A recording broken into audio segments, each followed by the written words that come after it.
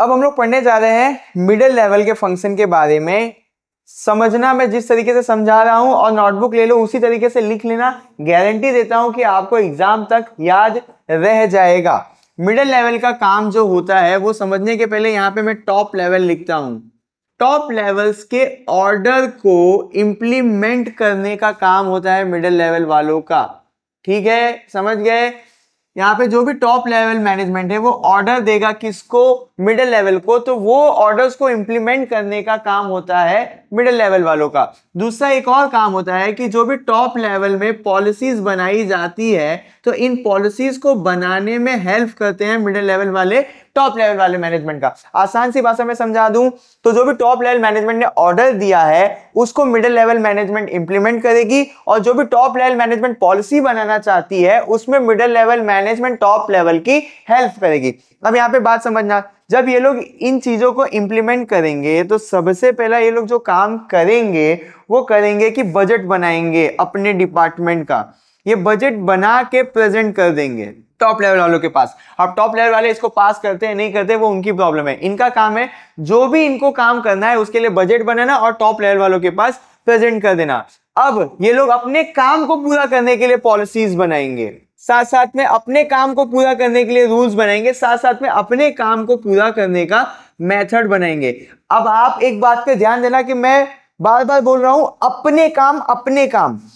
जो भी इनका डिपार्टमेंट है उस डिपार्टमेंट का काम कंप्लीट करने के लिए ये लोग पॉलिसीज रूल्स और मेथड बनाएंगे, ना कि पूरे बिजनेस का पॉलिसीज रूल्स मेथड बनाएंगे। नहीं समझ में आया? सपोज करो सेल्स डिपार्टमेंट है तो सेल्स डिपार्टमेंट अपना टारगेट पूरा करने के लिए पॉलिसीज बनाएगी, रूल्स बनाएगी और मेथड बनाएगी। क्लियर है? आगे अभी देखते हैं। तो ये लोग ये काम जब कर रहे होंगे तो ये लोग अपने टीम मेंबर्स को, किसको? टीम मेंबर्स को मोटिवेट करेंगे। जो भी डिपार्टमेंटल मैनेजर्स होंगे वो अपने टीम मेंबर्स को मोटिवेट करेंगे ताकि उनके टीम मेंबर की एफिशिएंसी बढ़ जाए। अब आप बोलोगे भैया ये इतना हार्ड वर्ड क्यों लिख दिया? अपने टीम मेंबर को मोटिवेट करें ताकि कम टाइम में वो लोग उनसे ज्यादा आउटपुट यानी ज्यादा काम करवा सके।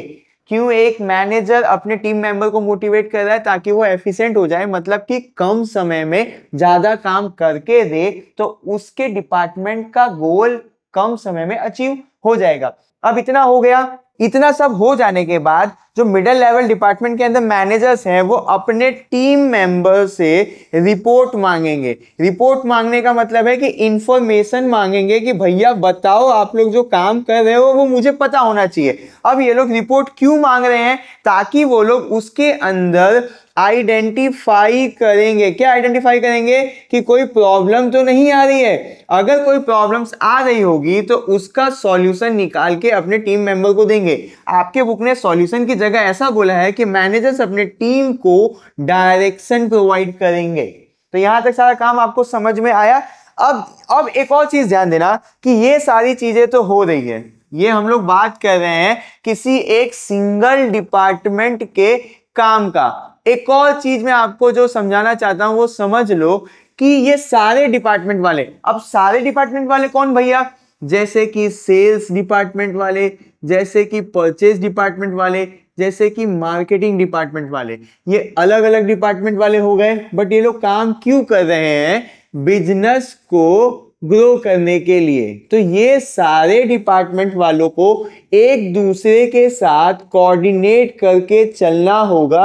ये भी इनका एक इंपॉर्टेंट काम है। चाहे वो सेल्स डिपार्टमेंट, चाहे वो परचेज डिपार्टमेंट हो, चाहे वो मार्केटिंग डिपार्टमेंट हो, ये सारे ही मिलके बिजनेस को आगे लेकर जाना चाहते हैं तो इनको साथ में काम करना होगा, कोऑर्डिनेट करना होगा। ये भी एक इनका फंक्शन है। तो मैंने यहाँ आपका मिडिल लेवल का फंक्शन भी आपको समझा दिया।